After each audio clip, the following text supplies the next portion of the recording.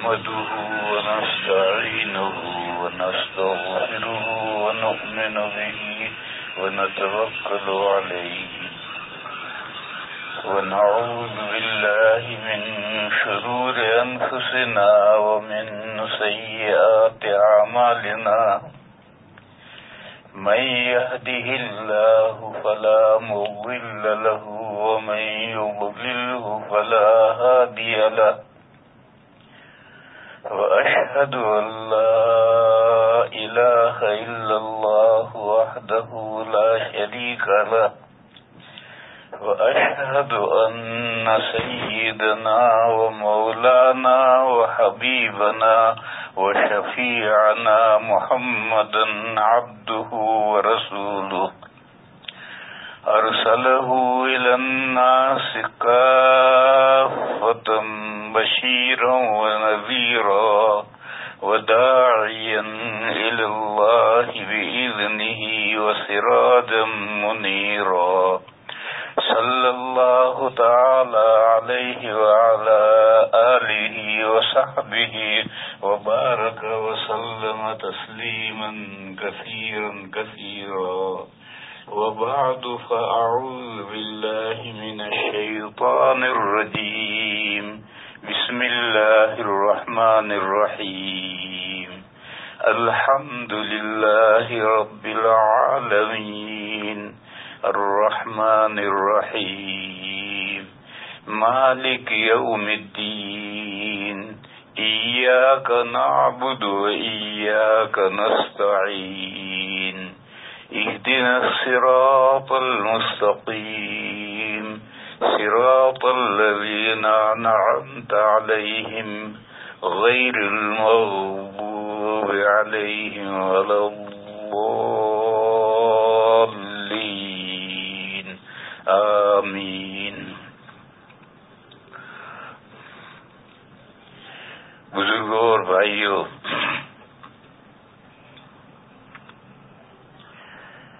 دین کے بنیادی مسئلے تین ہیں: توحید، رسالت اور آخرت۔ انہی تین مسئلوں پر دیگر عقائد متفرع ہیں۔ مثلا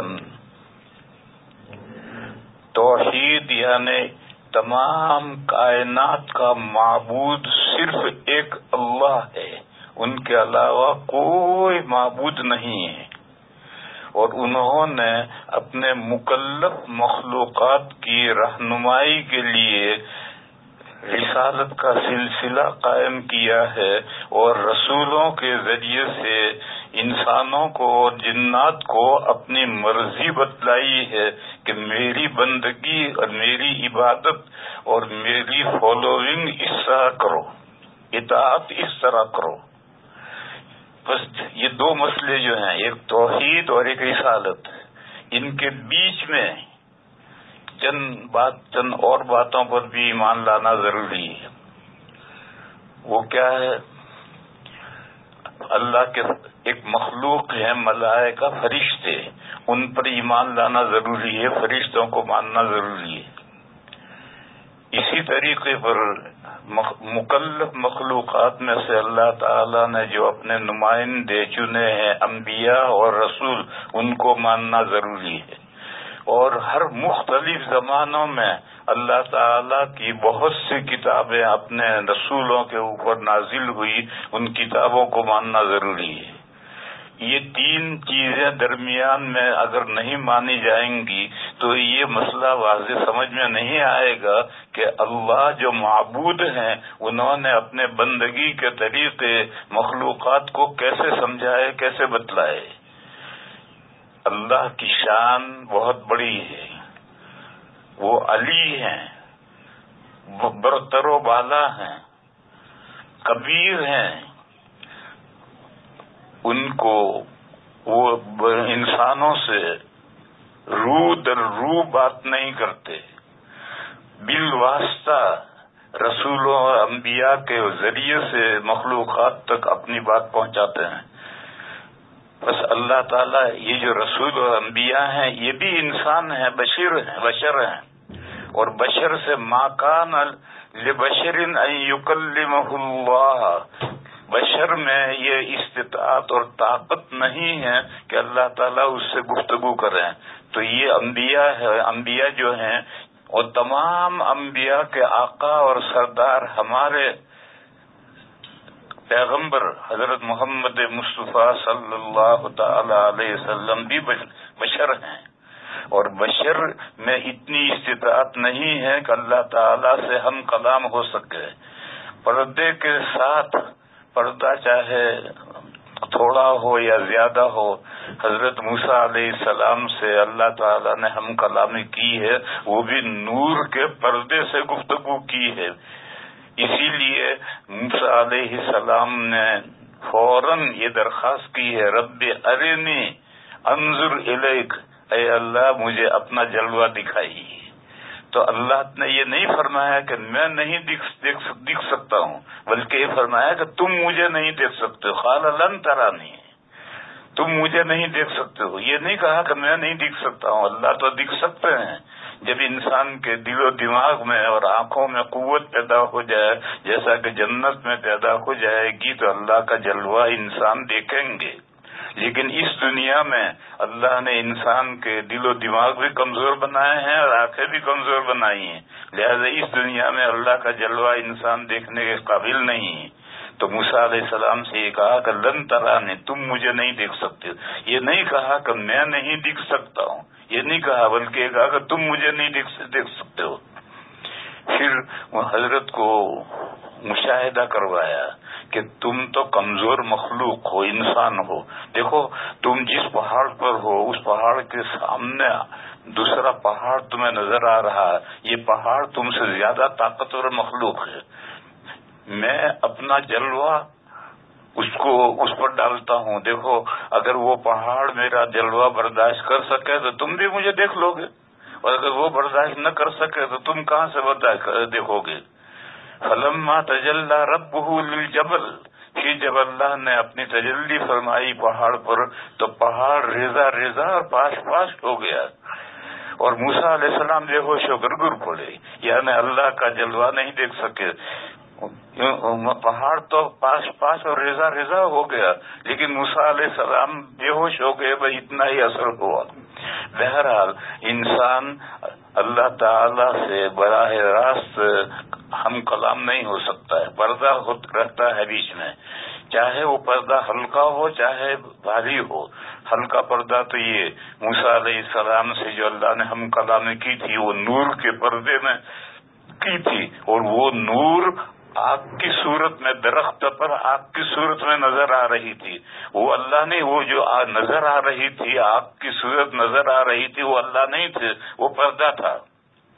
دوسری صورت پردے کی یہ ہے کہ اللہ تعالیٰ فرشتے کو پیغام دیں اور فرشتہ آ کر نبی کے سامنے وہ پیغام بیان کرے. تو یہ درمیان میں فرشتے کا واسطہ ہے، یہ گہرا پردہ ہے، لمبا پردہ ہے. بہرحال اللہ تعالیٰ مخلوق سے مخاطب ہوتے ہیں پردے کے ذریعے سے.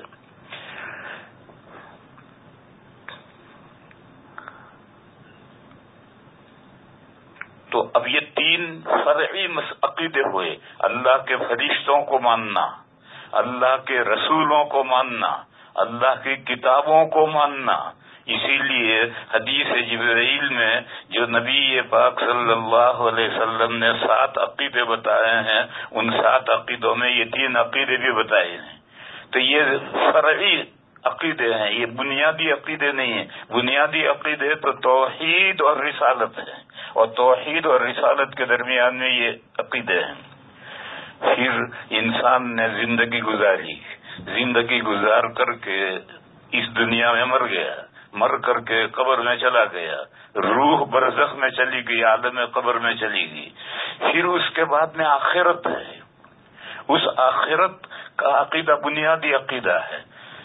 رسالت کے بعد آخرت کا عقیدہ بنیادی ہے.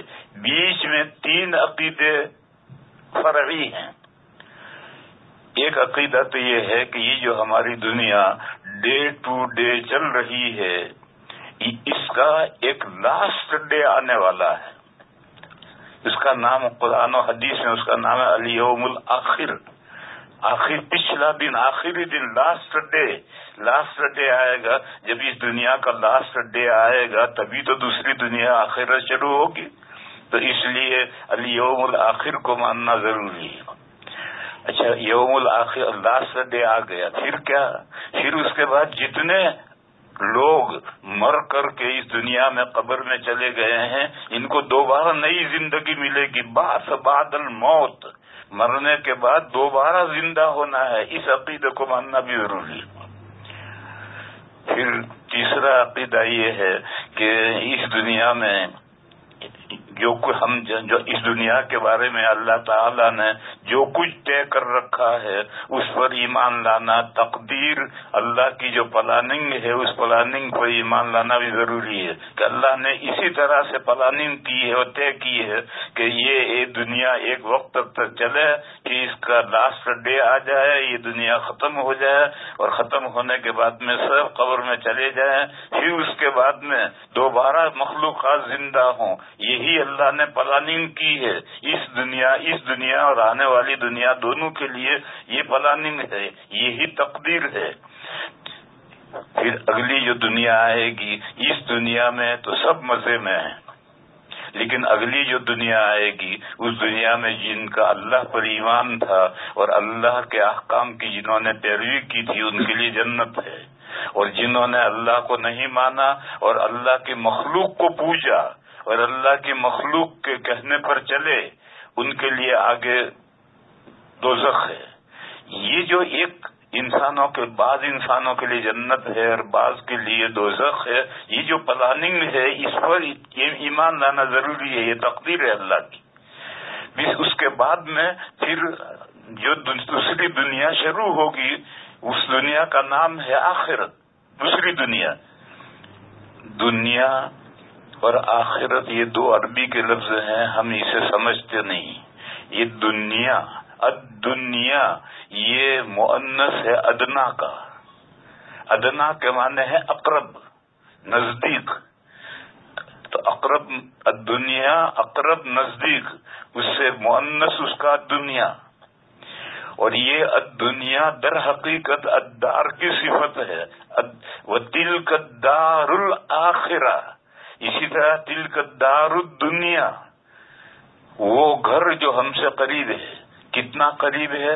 جتنا مچھلی سے تالاب قریب ہوتا ہے. مچھلی اندر ہے اور چاروں طرف تالاب ہے. اسی طرح سے ہم اس دنیا کے اندر ہیں اور ہمارے چاروں طرف دنیا ہے. تو یہ جو گھر ہم سے اقرب ہے اس گھر کا نام ہے دنیا. اور پھر دوسری دنیا ہے الآخرہ، یہ بھی مؤنث ہے آخر کا. آخر مانے پرے، دور. آخر کا مؤنث ہے الآخرہ. اور الدار الآخرہ وہ گھر جو پرے ہے، دور ہے، وہ ابھی شروع نہیں ہوا. وہ اس دنیا کے ختم ہونے کے بعد وہ دار الآخرہ شروع ہوگا. بہرحال یہ دو دنیا کی اللہ کی پلاننگ یہ ہے کہ یہ دنیا جب تک اللہ تعالیٰ چاہیں گے چلتی رہے گی. جب اللہ چاہیں گے یہ ختم ہوگی اور ختم ہونے کے بعد دوسری دنیا شروع ہوگی. اور وہ دوسری دنیا جو شروع ہوگی وہ تا ابد چلتی رہے گی، وہ پھر کبھی ختم نہیں ہوگی. یہ تقدیر ہے، اس کو ماننا ضروری ہے. تو یہ تین عقیدے، الیوم الآخر ہماری اس دنیا کا لاسٹ ڈے آئے گا. پھر اس الیوم الآخر کے اندر بعث بعد الموت، جو مرے ہوئی مخلوقات ہیں ساری مخلوقات دوبارہ زندہ ہوں گے. انسان اور جنات ہی نہیں بلکہ جتنے حیوانات، چرند پرند ہیں یہ سب دوبارہ زندہ ہوں گے. اور پھر یہ جو دو دنیا کی پلاننگ ہے اس پلاننگ کے مطابق یہ زمانہ چلے گا. یہ تین عقیدے، ایک تو اس دنیا کا آخری دن آنا ہے، پھر اس آخری دن کے اندر پھر دوبارہ زندہ ہونا ہے، پھر اس کے بعد میں دوسری دنیا شروع ہونی ہے اور وہ ہمیشہ چلتی رہے گی. یہ تین عقیدے بیچ میں ماننے ضروری ہیں رسالت اور آخرت کے بیچ میں. تو تین یہ اور تین یہ، چھ. اور توحید اور رسالت، 7-8 عقیدے، یہی عقیدے ایمان مفصل میں بھی لیے گئے ہیں اور ایمان مجمل بھی لیے گئے ہیں۔ تو میرے دوستوں اور بزرگوں میں سمجھا یہ رہا تھا کہ دین نام ہے عقائد و اعمال کا، یہ عقیدے اور یہ عمل، اور یہ عقائد و اعمال کا مجموعہ، اس کی مثال ایسی، ایک درخت ہے، شاداب تناور درخت ہے، اس کا ایک اصل ہے، اس کا تنا ہے، تھڑ ہے، اس تھڑ کے اوپر بڑی شاخیں ہیں، پھر بڑی شاخوں میں سے چھوٹی شاخیں نکلتی ہیں، چھوٹی شاخوں میں سے پھر پتے نکلتے ہیں، پھول نکلتے ہیں، پھل نکلتے ہیں۔ درخت نام ان تمام شاخوں کا اور تنے کا مجموعے کا نام ہے۔ تو یہ عقائد جو ہیں یہ بمنزل تنے کے ہیں، اور اس عقیدوں پر یہ اعمال شاخیں پھیلتی ہیں۔ اللہ کے یہاں سے رسولوں پر جو وحی آتی ہے اور جس کے ذریعے سے انسانوں کی رہنمائی کی جاتی ہے، تو ان کو یہ بنیادی عقیدے بھی ان کو سمجھائے جاتے ہیں، اور ان پر متفرع ہونے والی جو شاخیں ہیں وہ بھی بتلائی جاتی ہیں کہ تمہیں دنیا میں یہ کرنا ہے، اگر اگلی دنیا میں تمہیں سکسیسفل ہونا ہے، کامیاب ہونا ہے، تو اس دنیا میں تمہیں یہ کرنا ہے۔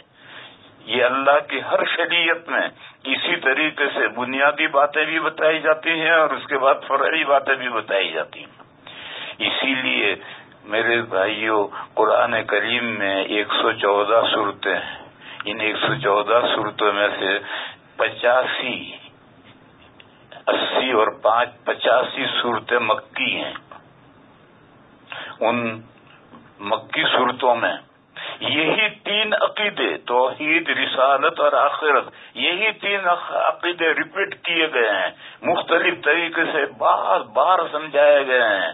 بلکہ قرآن کے آخر میں جو چھوٹی چھوٹی صورتیں ہیں ان میں تو آخرت کا عقیدہ بار بار بیان کیا گیا ہے۔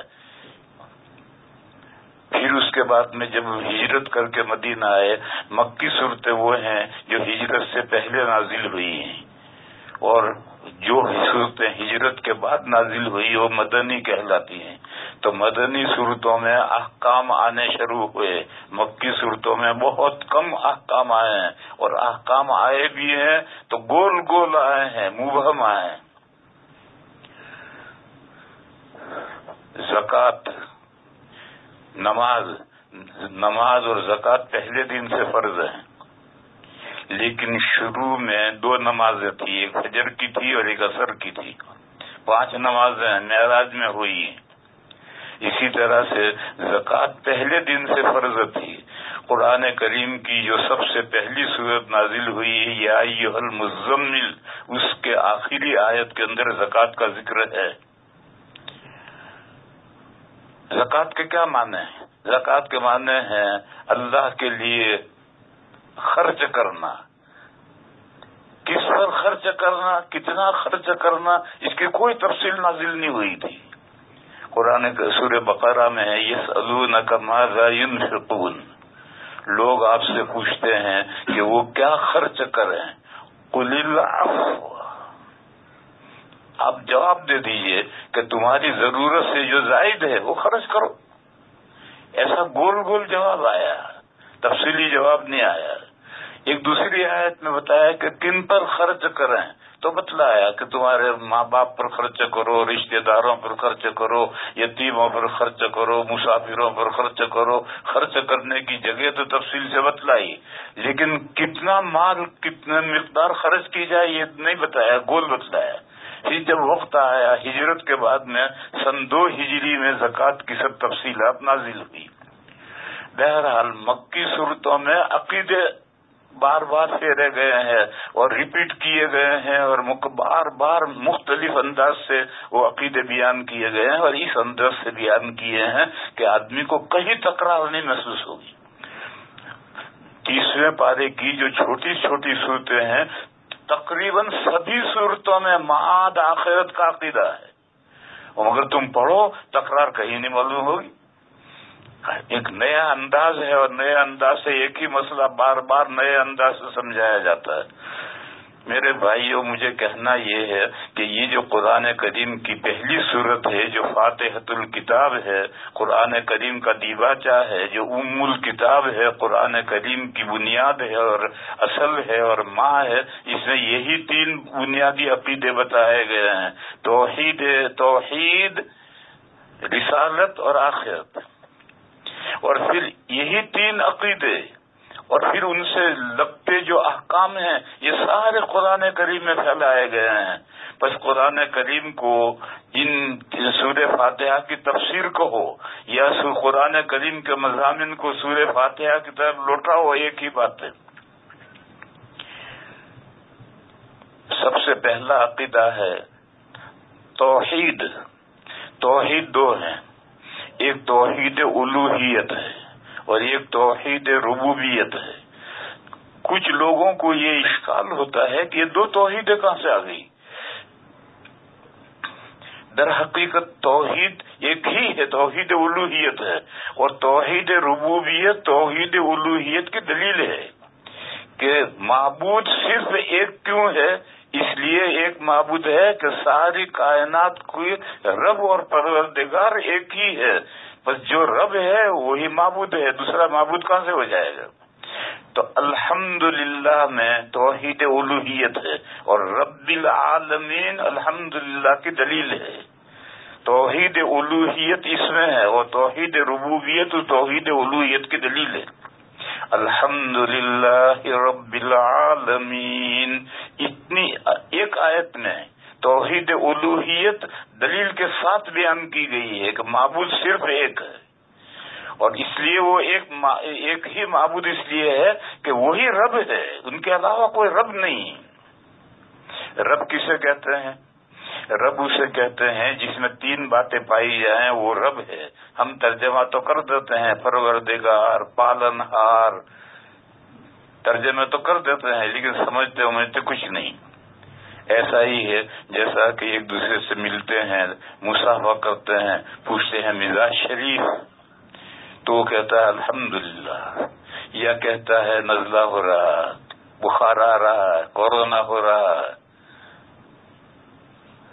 اور دونوں سے پوچھو کہ مزاج کس پرندے کا نام ہے، تو نہ یہ جانے کہ مزاج کیا چیز ہے، جانتا کوئی نہیں. اسی طریقے پر ہم پروردگار، پالنہار ترجمے تو کر دیتے ہیں، لیکن اس کا مفہوم نہیں سمجھتے کہ کیا مفہوم ہے. اس لیے سمجھو 3 چیزیں رب ہونے کے لیے 3 چیزیں ضروری ہیں. جس ہستی میں یہ 3 باتیں پائی جائیں گی وہی رب ہے، اس کے علاوہ کوئی رب نہیں ہو سکتا. پہلی چیز تو ہے نتھنگ کو تھنک کرے، نیست کو ہست کرے، کسی چیز کو عدم سے وجود میں لائے. سب سے پہلی شرط یہ ہے. اور جو نتھنگ کو تھنک نہیں کر سکتا، نیست کو ہست نہیں کر سکتا، وہ معبود نہیں ہو سکتا. وہ ایک ہی ہستی ہے جس نے نتھنگ کو تھنک کیا. قرآن کریم میں ہے هل أتى على الإنسان حين من الدهر لم يكن شيئا مذكورا. بالتحقیق انسان پر ایک لمبا زمانہ گزر چکا ہے کہ وہ اس کا کائنات میں کوئی تذکرہ ہی نہیں تھا.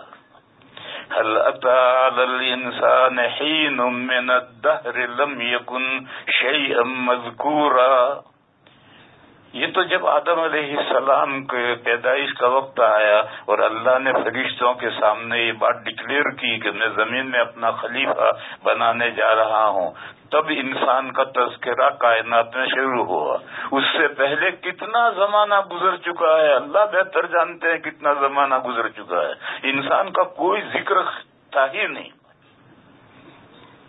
تو جیسے انسان معدوم تھا، تذکرہ بھی نہیں تھا، کوئی جانتا بھی نہیں تھا کہ یہ بھی کوئی مخلوق ہے. پھر جب وقت آیا تو اللہ نے انسان کو نیست سے ہست کیا، آدم علیہ السلام کو پیدا کیا.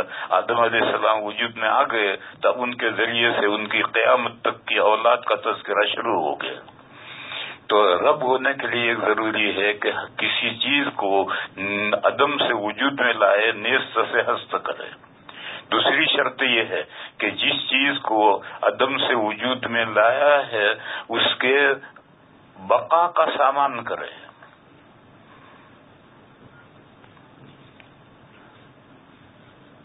جیسے بھاری برسات میں بجلی کوندتی ہے چھپ دے کر ختم. اگر مخلوقات اس طریقے سے وجود میں آتے ہی ختم ہو جائیں تو کیسے کام چلے گا؟ تو مخلوقات کو وجود میں لانے کے بعد میں ان کے بقا کا سامان کرے، وہ وجود میں آنے کے بعد باقی رہیں.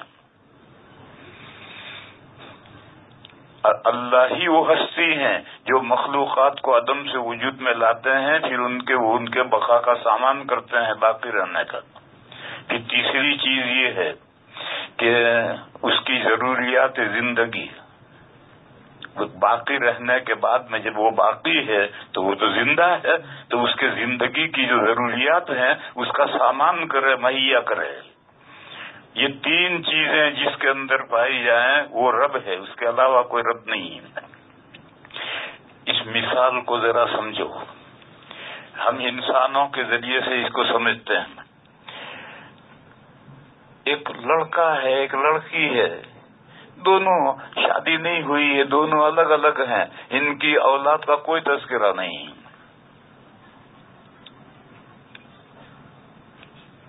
کچھ لوگ کھجور لے کر آتے ہیں، حضرت اسے چبا دیجیے. کیا کرو گے بھائی؟ کہ تہنیک کرنی. تو میں کہتا ہوں بچہ لا کہاں ہے؟ اس لیے کہ تہنیک تو میں کروں گا. بچہ لاؤ، میں کھجور لاؤ.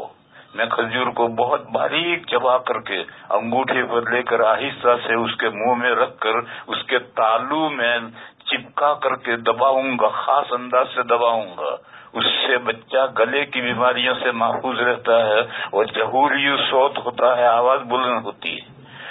نبی پاک صلی اللہ علیہ وسلم کے زمانے میں جب بچہ کوئی پیدا ہوتا تھا تو وہ حضور کی خدمت میں لایا جاتا تھا اور کھجور بھی ساتھ میں لے کر آتا تھا، اور بالکل پیدا ہوتے ہی فوراً ابھی کوئی چیز اس نے کھانا پینا شروع کیا اس سے پہلے لاتے تھے اور حضور تہنیک کرتے تھے. تو میں کہتا ہوں کہ بھئی بچہ کہاں ہے؟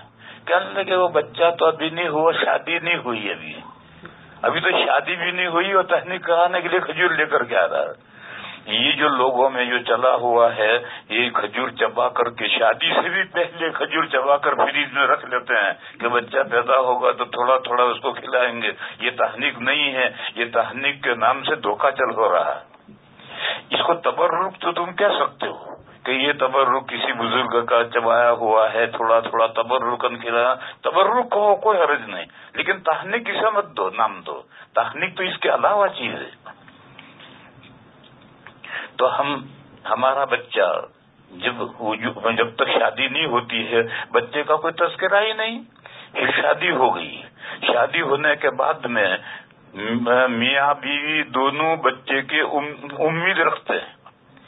پہلے تو میرے ایک استاد تھے مولانا ہاشم صاحب بخاری رحمت اللہ علیہ، وہ بخارا کے تھے، دارالعلوم دیوبند میں آ کر پڑھے اور پھر دارالعلوم میں مدرس ہوئے تھے. میرے استاد ہیں، میں نے قدوری پڑھی ان سے. تو ہم نے ان سے کہا حضرت آپ نے شادی نہیں کی؟ تو کہنے لگے میں نے شادی کی ہے، میں نے اپنے ملک میں بخارا میں شادی کی تھی. تو میں نے کہا آپ کے بچے؟ کہنے لگے بچہ کوئی نہیں.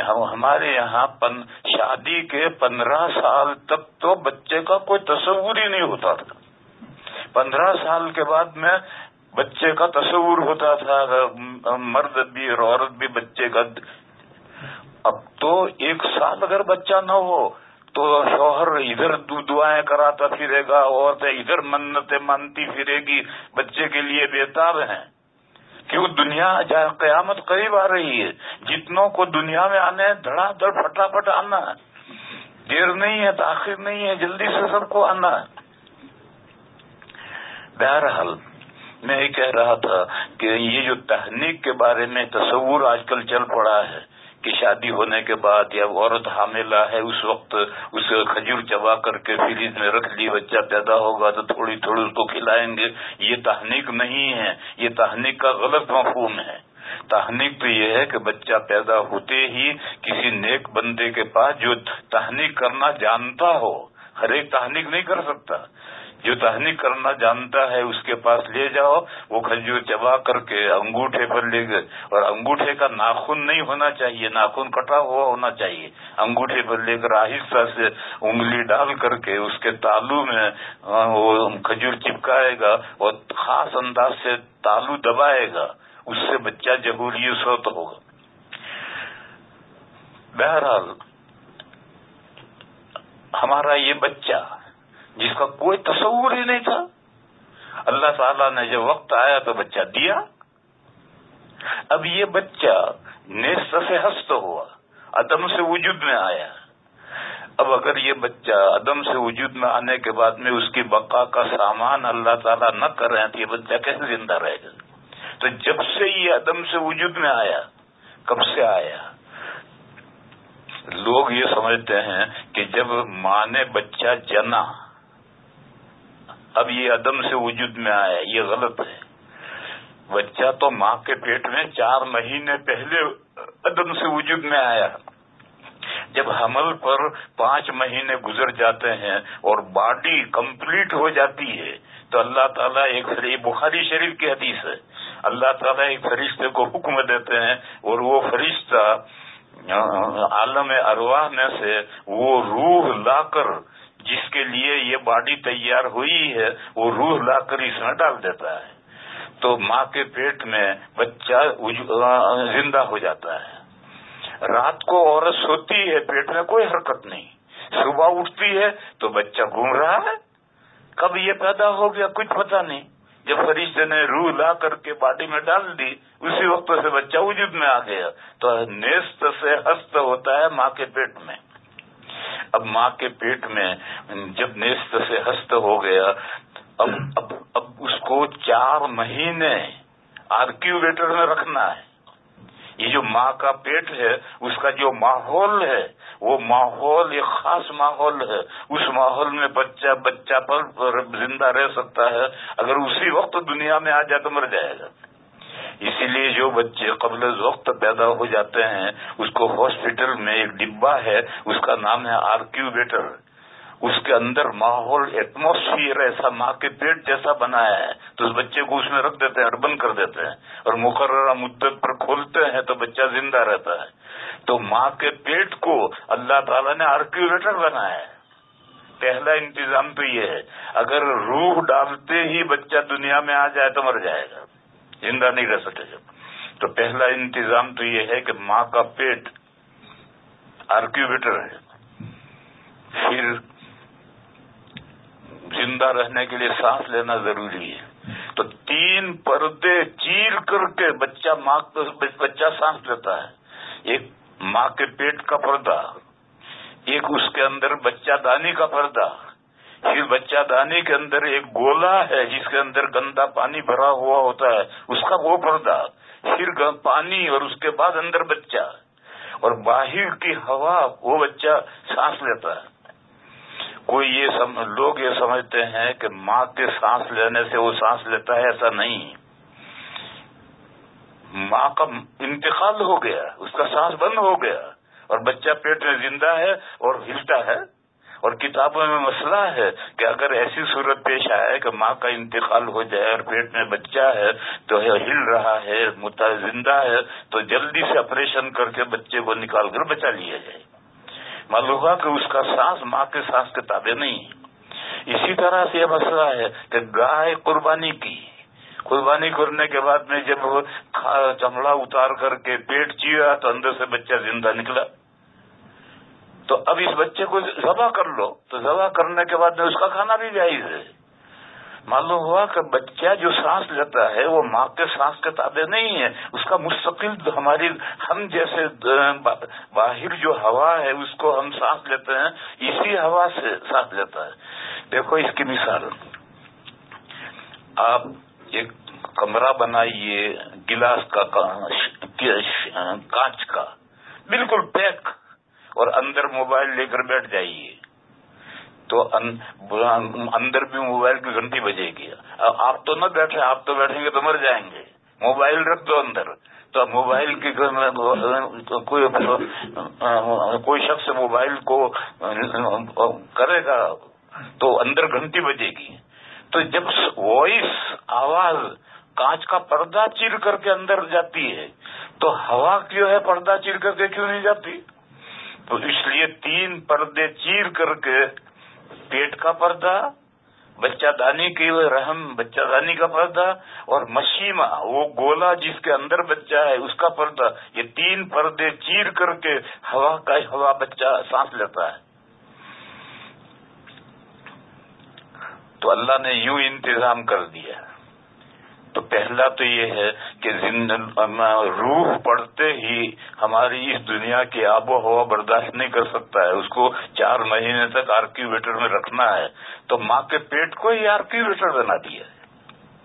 پھر اس کے بعد میں اس کو سانس لینے کے لیے انتظام یہ کیا کہ باہر کا سانس اس کو پہنچتا ہے اور وہ سانس ناک سے لیتا ہے اور 3 پردے چیرتا ہے، پھر اندر گندا پانی ہے اس کو چیرتا ہے، پھر ناک سے بچہ سانس لیتا ہے اور یہ گندا پانی اس کے ناک میں نہیں جاتا ہے۔ عجیب اللہ کی حفاظت ہے کہ گندا پانی کیوں نہیں جاتا؟ بس اللہ کی قدرت ہے۔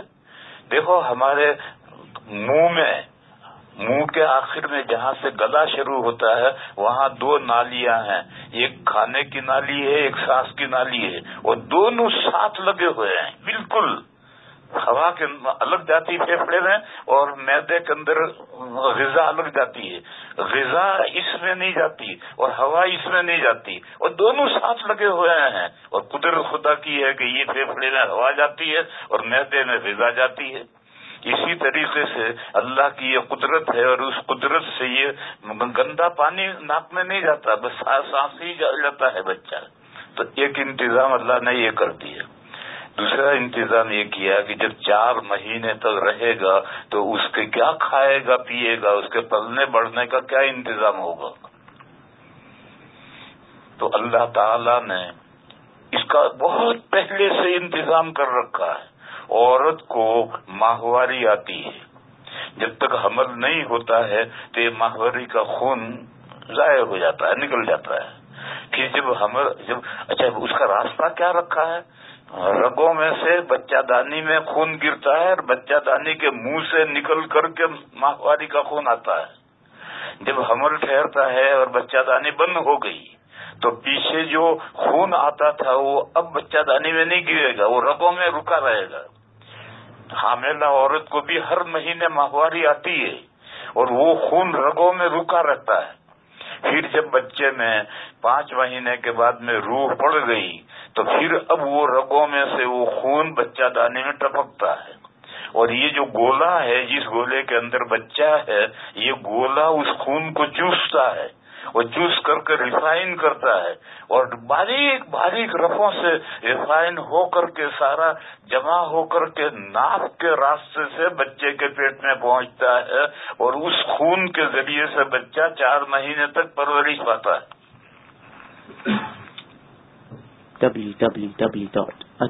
اور یہ جو کھایا جو کھایا وہ تو کھایا ہے، تو پخانا بھی کرے گا، تو پخانا کہاں گیا اس کا؟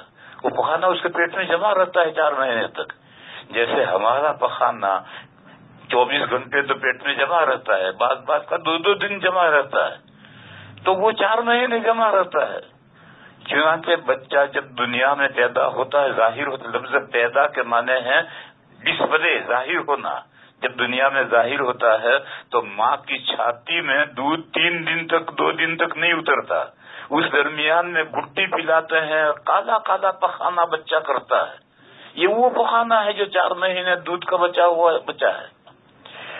تو اللہ نے غذا کا انتظام کرنے کے لیے یہ ماہواری کا سسٹم رکھا ہے۔ اسی لیے دادا اور دادی جب تک جنت میں رہے ان کی کوئی اولاد نہیں ہوئی، اس لیے کہ انسان کی تخلیق اسی مٹی سے مقدر تھی۔ دادا بھی اسی مٹی سے بنائے گئے ہیں اور دادی بھی اسی مٹی سے بنائی گئی ہیں، ان کی ساری اولاد بھی اسی مٹی سے بنائی جا رہی ہیں۔ جنت میں ان کی کوئی اولاد نہیں ہوئی۔ جب جنت سے نکالے گئے اور زمین پر آئے اور زمین پر اتر کر کے زمین سے پیدا ہونے والی چیزیں دادا اور دادی نے کھائی تو اس سے جسم میں بلڈ خون پیدا ہوا۔ یہ خون مٹی کا خلاصہ ہے، پھر اس خون میں سے مادہ بنا، پھر مادہ رحم مادر میں پہنچا، پھر وہاں وہ علقہ بنا، پھر مرغا بنا، پھر ہڈیاں بنی، پھر گوشت چڑھا، پھر اس کے بعد میں اس میں روح ڈالی گئی تو انسان بن گیا۔ بہرحال انسان کی تقدیر، انسان کی پیدائش مٹی سے مقدر تھی، اور جنت میں یہ مٹی نہیں ہے، دوسری مٹی تو ہے وہاں کی لیکن یہ مٹی نہیں ہے، لہذا دادا دادی جنت میں رہے، کتنے دن رہے اللہ جانے، کتنے دن رہے، ہزاروں سال رہے، سینکڑوں سال رہے، اس درمیان میں ان کی کوئی اولاد نہیں ہوئی۔ میاں بیوی میں جو مقاربت ہوتی ہے وہ وہاں بھی ہوتی ہے، جنتی جنت میں جائیں گے تو وہاں یہ سلسلہ رہے گا، تو دادا دادی میں بھی یہ سلسلہ تھا لیکن اولاد نہیں ہوئی، اس لیے کہ اولاد تو اس مٹی سے پیدا کرنا مقدر ہے، اور دادا بھی اسی مٹی سے پیدا ہوئے ہیں، دادی بھی اسی مٹی سے پیدا ہوئے ہیں۔ اور یہ جو کہتے ہیں کہ دادا کی پسلی سے دادی پیدا کی گئی، یہ بائبل کا تصور ہے جو تفسیروں کے اندر آیا ہے، صحیح روایات میں یہ مضمون نہیں ہے۔ بخاری شریف میں صرف ایک روایت ہے، حضور نے فرمایا عورتوں کے ساتھ اچھا برتاؤ کرو، اس لیے کہ عورتیں پسلی سے پیدا کی گئی ہیں، اور پسلیوں میں سب سے ٹیڑھی اوپر کی پسلی، اگر تم اس کو سیدھا کرنا چاہو گے تو پسلی کبھی سیدھی نہیں ہو سکتی، ٹوٹ جائے گی، اور اس کا ٹوٹنا یہ کہ طلاق کی نوبت آ جائے گی، اور اگر تم اس کو ٹیڑھا رہنے دو گے اور اچھا برتاؤ کر کے اپنا کام نکالتے رہو گے تو نکلتا رہے گا۔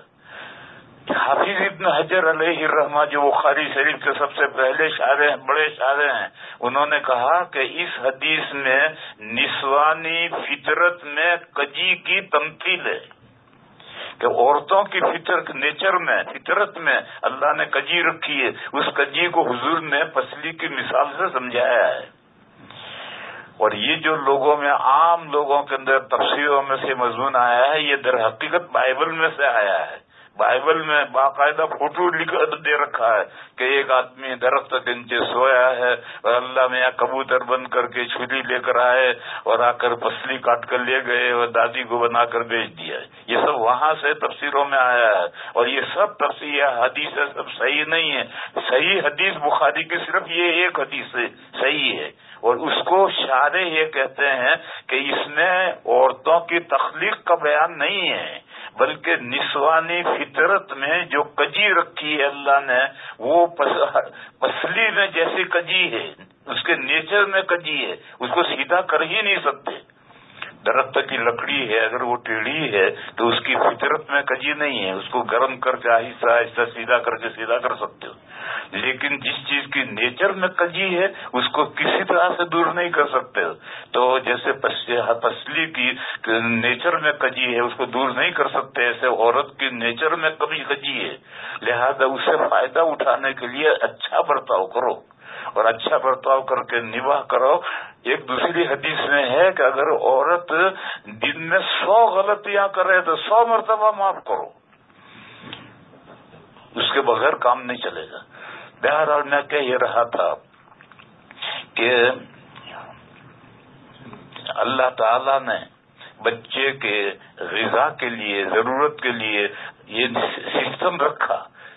جب تک دیکھو یہ جو ماہواری کا خون ہے، اس کو قرآن نے کہا اذى، گندگی، اور جنت گندگی کا محل نہیں۔ لہذا دادی جب تک جنت میں رہی ان کو ماہواری نہیں آتی تھی، اور جب ماہواری نہیں آتی تھی تو بچہ کہاں سے ہوگا؟ یہ تو یہ زمین پر آنے کے بعد میں ماہواری بھی شروع ہوئی، اور اس کے بعد اولاد بھی، بچے پیدا ہونا بھی شروع ہوئے۔ تو اللہ تعالیٰ نے بچے کے پیٹ میں بچے کی ایک تو بچے کے ماں کے پیٹ کو آرکیوبیٹر بنایا، اس کا ماحول ایسا بنایا کہ اس میں وہ بچہ زندہ پنپ سکے، زندہ رہ سکے، پھر اس کے سانس لینے کا انتظام کیا، اور باہر کی ہوا وہ 3 پردے چیر کر کے ہوا پہنچتی، اس سے سانس لیتا ہے، اور کھانے پینے کے انتظام کے لیے ماہواری سسٹم قائم کیا، اور اس کے ذریعے سے اللہ تعالیٰ اس کی پرورش کرتے ہیں۔ پھر اس کے بعد بچہ دنیا میں آیا، کہتے بچہ پیدا ہوا، پیدا فارسی لفظ ہے، پیدا کے معنی ہے نمودار، ظاہر ہوا، یعنی عدم سے وجود میں ابھی نہیں آیا ہے، وہ تو 4 مہینے پہلے عدم سے وجود میں تو آ گیا ہے، ابھی تو یہ ظاہر ہوا دنیا میں، نمودار ہوا۔ اب اللہ تعالیٰ نے 3 انتظام کیے اس کے دنیا میں، اگر وہ 3 انتظام نہ کرتے تو بچہ دنیا میں زندہ نہیں رہ سکتا تھا۔ ایک تو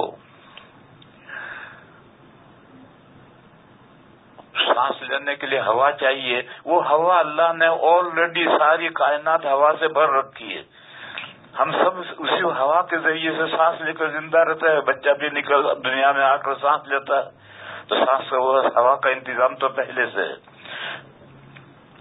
دوسرا، ابھی اس کا معدہ اس قابل نہیں ہے کہ وہ دنیا کی غذا ہضم کر سکے، تو اس لیے بچہ بغیر دانت کے آتا ہے۔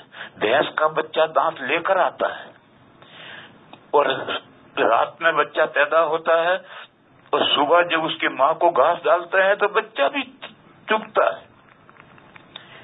اگر اسی طرح سے انسان کا بچہ بھی دانت لے کر آئے تو ماں ہی بھاگے گی کہ بھوت آ گیا، تو ان کا بچہ نہیں آتا، کیوں؟ اس کو بیچارے کو کوئی اٹھانے والا نہیں۔ پھر اللہ تعالیٰ نے جتنے بچے ہوتے ہیں ان بچوں کے اعتبار سے تھن رکھے ہیں، بھینس کے 4 تھن رکھے ہیں، 2 مالک کے ہیں، 2 بچے کے ہیں۔ اس سے کم شروع میں دودھ نہیں پلانا چاہیے، پھر کچھ دنوں کے بعد، مہینے 2 مہینے کے بعد میں 1 تھن پلاؤ اور کوئی حرج نہیں، لیکن شروع میں 2 تھن اس کے ہیں، 1 تھن 2 تھن آپ کے ہیں۔ بہرحال یہ جو نظام ہے کہ بچہ بغیر دانت کے پیدا ہوتا ہے، اور پیدا ہونے کے بعد میں جب اس کا پیٹ خالی ہو جاتا ہے، پیٹ میں جو کھا کر اس کا پخانہ جمع ہوا تھا وہ سارا نکل جاتا ہے، پیٹ خالی ہوتا ہے، تو اب 2 ماں کی چھاتی میں سے 2 نہریں جاری ہو جاتی ہیں دودھ کی۔ لڑکا ہے تو ڈبل فیٹ کا دودھ ہوگا، لڑکی ہے تو سنگل فیٹ کا دودھ ہوگا۔ لڑکی کم ہضم کر سکتی، لڑکا قوی معدہ ہوتا ہے، اس کے اعتبار سے اس کے فیٹ میں بھی اللہ تعالیٰ نے ڈبل فیٹ اور سنگل فیٹ رکھا۔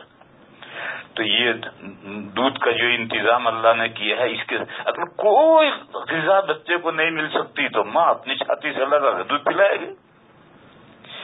تیسری چیز، اللہ تعالیٰ نے بچے کو انٹرنیشنل بھاشا، لینگویج سکھا کر بھیجا ہے، اور بچہ اپنی ہر ضرورت اس زبان سے پوری کرتا ہے۔ وہ انٹرنیشنل لینگویج کیا ہے؟ رونا، کرائنگ۔ دنیا کے سب بچے ایک ہی طرح روتے ہیں۔ ایسا نہیں ہے کہ گجراتیوں کا بچہ گجراتی میں روتا ہو اور عربوں کا بچہ عربی میں روتا ہو، انگریزوں کا بچہ انگریزی میں روتا ہو، ایسا نہیں ہے۔ سارے بچے ایک ہی طرح سے روتے ہیں، اور وہ اپنے رونے کے ذریعے سے اپنی ضرورت پوری کرتے ہیں۔ بچہ رو رہا ہے، ماں دوڑی ہوئی آتی ہے، دیر ہو گئی، بھوکا ہوا ہے، چھاتی سے لگایا، دودھ پینے لگا، اس کا رونا بند ہو گیا۔ اس نے رو کر بتلایا کہ مجھے بھوک لگی۔ رات میں بچہ رونے لگا، ماں اٹھی، دیکھا کہ بچے سے کپڑا ہٹ گیا تھا، اس نے کپڑے میں ڈھانک دیا، سردی لگ رہی تھی، اس نے رو کر بتلایا کہ مجھے سردی لگ رہی ہے۔ بچہ رو رہا ہے، رو رہا ہے، سمجھ میں نہیں آتا بچہ کیوں رو رہا۔ ابھی دیکھو ڈاکٹر کے لے چلو۔ اب ڈاکٹر نے یہاں دبایا، یہاں دبایا، پیٹ کو دبایا تو اور چلایا، تو اس نے کہا اس کے پیٹ میں افارا ہو گیا ہے اور گیس ہو گیا ہے، تکلیف ہو گئی، دوا دی اور بچہ ٹھیک ہو گیا۔ بچہ ہر ضرورت رو کر پوری کرتا ہے۔ دیکھو رونا 2 طرح کا ہے، ایک حقیقی رونا ہے، ایک بناوٹی رونا ہے۔ یہ جو بناوٹی رونا ہے یہ لینگویج ہے، اور یہ جو حقیقی رونا ہے جس میں آنسو نکلتے ہیں یہ رونا الگ ہے۔ یہ تو کوئی بھی روتا ہے، ہم بھی روتے ہیں، مرد بھی روتے ہیں، عورتیں بھی روتی ہیں، بلکہ عورتیں مردوں سے زیادہ روتی ہیں، بچے بھی روتے ہیں، بڑے بھی روتے ہیں۔ یہ جس میں آنسو نکلتے ہیں یہ رونا الگ ہے، اور ایک رونا ہے جس میں آنسو نہیں نکل رہے اور چلا رہا۔ یہ جو رونا ہے یہ انٹرنیشنل لینگویج ہے، اور اسی سے بچہ اپنی سب ضرورت پوری کرتا ہے۔ اس لیے جانور، ان کو پالنے پوسنے والا، گود میں اٹھا کر پھرنے والا کوئی نہیں ہے، تو ان کے احوال اور ہیں، اور انسان کا بچے کے احوال اور ہیں۔ مجھے تو یہ بتلانا ہے کہ دنیا میں آنے کے بعد میں زندہ رہنے کے لیے 3 چیزیں چاہیے، ہوا چاہیے اور غذا چاہیے اور اپنی ضروریات پوری کرنے کے لیے کوئی بادشاہ چاہیے. وہ تینوں کا انتظام اللہ نے کر رکھا. تو رب وہ ہے جو کسی چیز کو عدم سے وجود میں لائے اور عدم سے وجود میں لانے کے بعد میں پھر اس کے بقا کا سامان کرے اور پھر اس کے لیے ضروریات زندگی مہیا کرے. جو ہستی یہ 3 کام کرتی ہے وہی رب و پروردگار پالنہار ہے. تو قرآن نے کہا کہ ساری کائنات کے رب العالمین، پتہ نہیں عالم کتنے ہیں، اللہ جانتا ہے بہتر کے کتنے عالم ہے. تمام عالموں کا ان رب و پالنہار پروردگار اللہ ہے. جب اللہ ہی ان سب کا رب ہے تو معبود بھی وہی ہوگا. تو اس لیے فرمایا الحمدللہ، تمام تعریفیں اللہ کے لیے ہیں. کیوں؟ وہ سارے جہانوں کے پالنہار ہیں.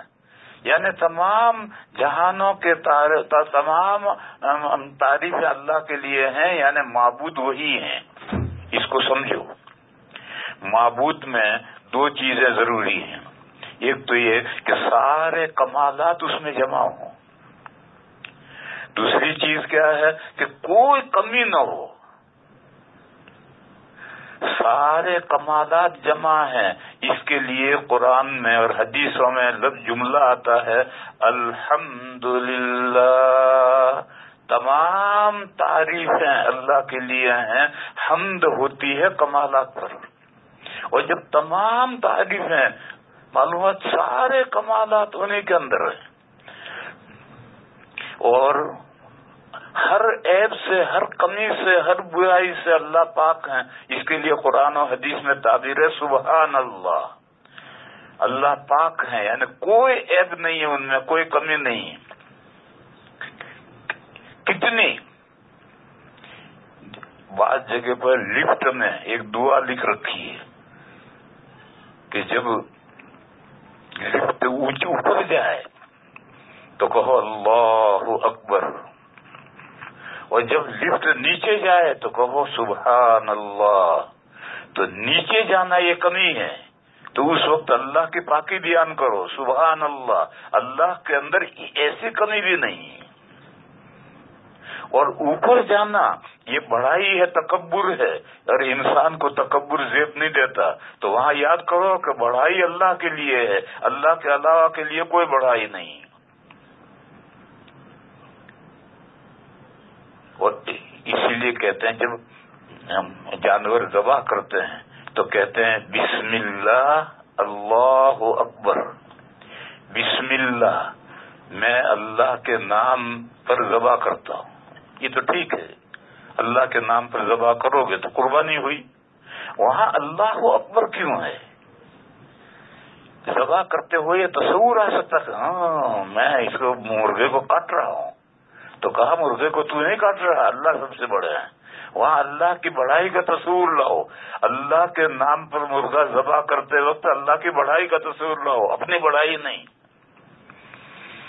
تو معلوم ہوا کہ عظمتیں اور بڑائیاں بھی ساری اللہ کے لیے ہیں اور ہر کمی سے، ہر عیب سے اللہ تعالیٰ پاک ہے. تو قرآن کریم میں جہاں بھی الحمدللہ ہے تو اس میں توحید الوہیت ہے، اور جہاں بھی سبحان اللہ ہے تو اس میں بھی توحید الوہیت ہے. یہ ایک پہلو ہے، خوبیوں کا ہونا ضروری ہے معبود میں، اور یہ دوسرا پہلو ہے کمیوں سے پاک ہونا ضروری ہے. اور یہ جب دونوں چیزیں جمع ہوں گی اور جمع ہوں گی تبھی سے تمام خوبیاں اسی میں جمع ہے جس میں کوئی کمی نہ ہو. اور ہر کمی سے پاک وہ ہے جس میں ساری خوبیاں ہوں. اس لیے دونوں چیزیں ساتھ ساتھ ہیں. اور قرآن کریم میں بہت جگہ پر آدھا مضمون بیان کرتے ہیں، آدھا مضمون چھوڑ دیتے ہیں فہم سامع پر اعتماد کر کے. جیسے آج ہی ہمارے حافظوں نے ایک آیت پڑھی قل اللہم مالک الملک. کہو اے اللہ ملک آپ کا ہے، مالک الملک، توتی الملک من تشاء، جس کو چاہیں آپ ملک دیں، وتنزع الملک ممن تشاء، جس سے چاہیں ملک لے لیں، وتعز من تشاء، جس کو عزت چاہیں عزت دیں، وتذل من تشاء، جس کو چاہیں ذلت دیں۔ بیدک الخیر، آپ کے ہاتھ میں خیر ہے۔ سوال ہے کہ شر کس کے ہاتھ میں ہے؟ شر بھی تو اللہ کے ہاتھ میں ہے، اس کا تذکرہ یہاں چھوڑ دیا۔ بیدک الخیر کہا کیونکہ اوپر متقابلات آئے ہیں، تو جب متقابلات کے دونوں کے مالک اللہ ہیں تو خیر کا مقابل شر ہے، اس کا مالک بھی اللہ ہے۔ پھر آگے بھی متقابلات ہے، تولج اللیل فی النہار وتولج النہار فی اللیل وتخرج الحی من المیت وتخرج المیت من الحی، یہ آگے بھی متقابلات ہیں، ادھر بھی متقابلات ہیں۔ تو بیچ میں جو بیدک الخیر کہا ہے تو وہاں شر کا جز محذوف ہے۔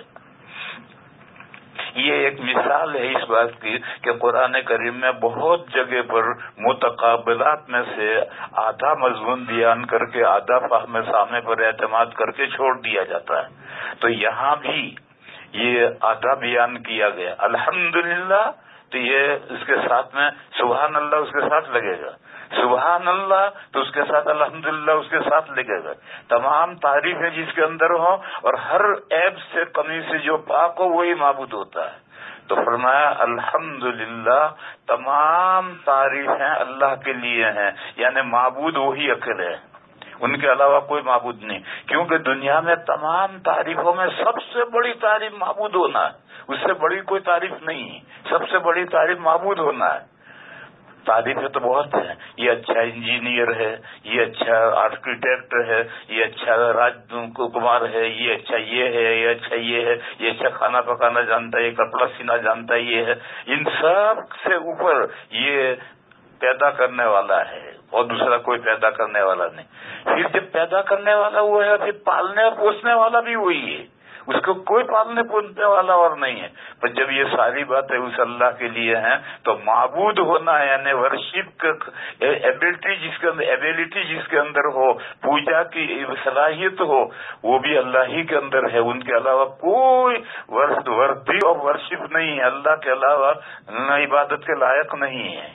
یہ پہلا مضمون بیان کیا الحمدللہ، تمام تعریف اللہ کے لیے ہیں، لہذا جب تمام تعریف اللہ کے لیے ہیں تو سب سے بڑی جو تعریف ہے معبود ہونا یہ بھی اللہ ہی کے لیے ہے، اور دلیل اس کی یہ ہے کہ وہ سارے جہانوں کے پالنہار ہیں، اور جو پالنہار ہو اسی کی تو پوجا کرنی چاہیے، کسی اور کی کیسے کرنی چاہیے۔ تو یہ جو سورہ فاتحہ کی پہلی آیت ہے الحمدللہ رب العالمین، اس میں توحید الوہیت کا بیان ہے اور اس کی دلیل میں توحید ربوبیت کو بیان کیا گیا ہے۔ وآخر دعوانا ان الحمدللہ رب العالمین۔